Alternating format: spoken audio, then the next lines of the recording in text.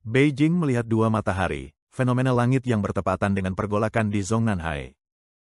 Baru beberapa hari yang lalu, sebuah video muncul di internet yang memperlihatkan sesuatu yang luar biasa. Dua matahari menyinari langit di distrik Mentougo, Beijing.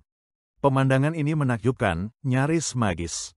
Tapi, apa maknanya? Mari kita telusuri lebih dalam. Sekitar 1 dekade lalu, sebuah drama Korea berjudul The Moon Embracing the Sun mengangkat kisah cinta dan kekuasaan yang berlangsung di kerajaan fiktif Joseon.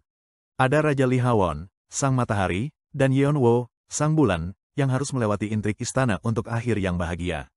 Tetapi ada matahari bayangan, yaitu saudara tiri Lee Ha-won, yang Myung-gun, yang dihormatinya dan juga mencintai Yeon-woo.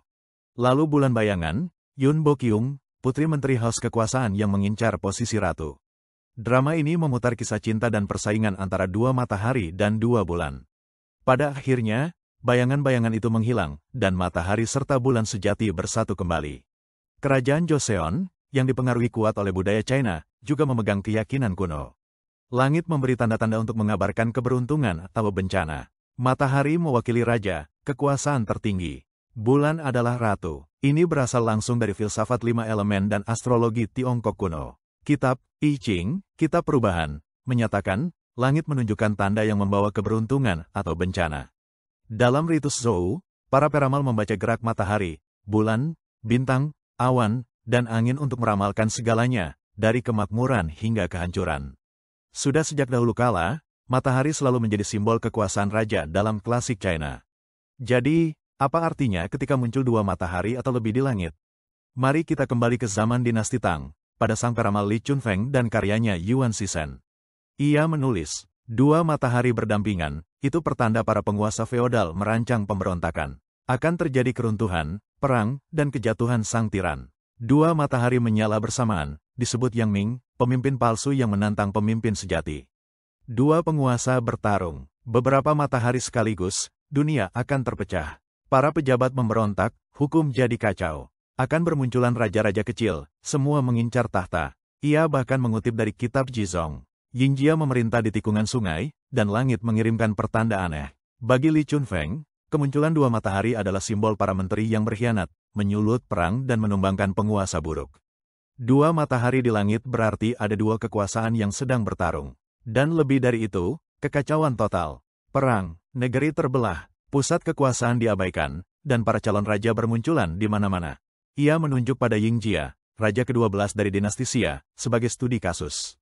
Menurut catatan sejarah, tahun-tahun terakhir pemerintahannya diwarnai oleh kekeringan dan gelombang panas yang brutal, konon 10 matahari muncul di langit.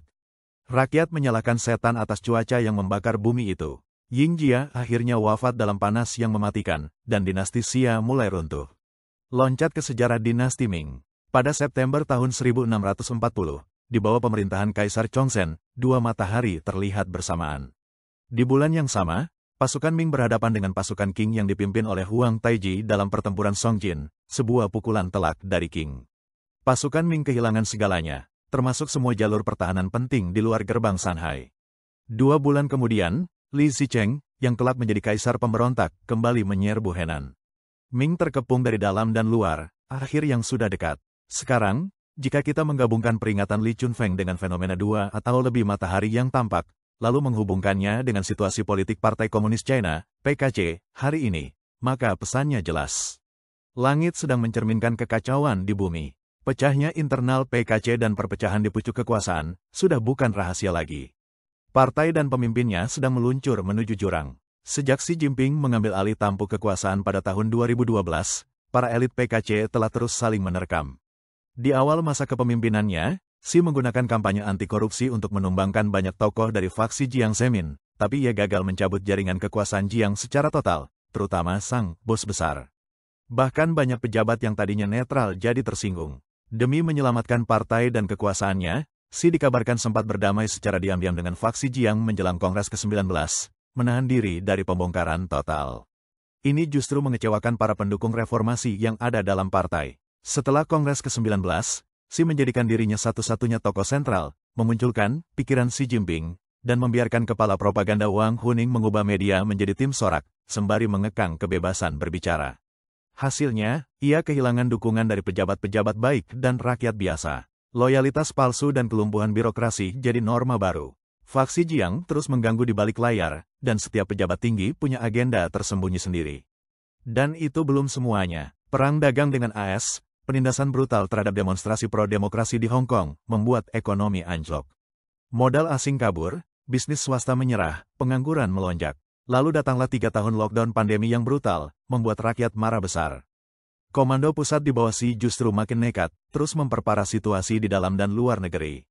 Momen Kongres ke-20, ketika Hu Jintao ditarik keluar di depan umum, menjadi simbol puncak kekacauan.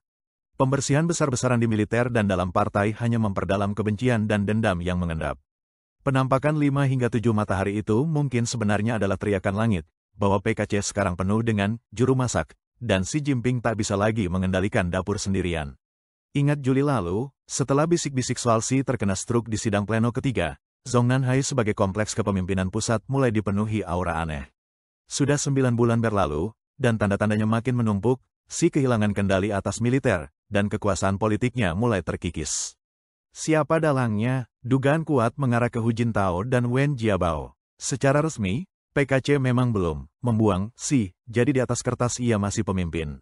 Tapi faktanya, kekuasaan terus terlepas satu demi satu dari genggamannya. Mungkin itulah yang dimaksud 2 matahari. Di Beijing, sinyal langit bahwa sedang terjadi pergantian penguasa di jantung kekuasaan PKC. Dan yang bikin makin seram, fenomena langit aneh ini bukan cuma 2 matahari. Langit merah darah, matahari merah menyala, semakin sering terlihat di berbagai daerah di China daratan. Dalam tradisi kuno China, itu peringatan besar, pertanda akan datangnya kemarau besar atau perang mendadak. Di masa akhir dinasti Ming, khususnya masa Kaisar Chongzhen, pertanda-pertanda langit seperti ini muncul terus-menerus. Lalu datanglah bencana demi bencana, kelaparan, banjir, wabah penyakit. Dari timur laut, Manchu bangkit. Dari pedalaman, pemberontakan Li Zicheng membesar. Akhirnya, pasukan Li merebut Beijing, dan Chongzhen bunuh diri di Gunung Meisan. Dinasti Ming pun runtuh. Jadi pertanyaannya sekarang, apakah Xi Jinping dan Partai Komunis China bisa menghindari nasib serupa?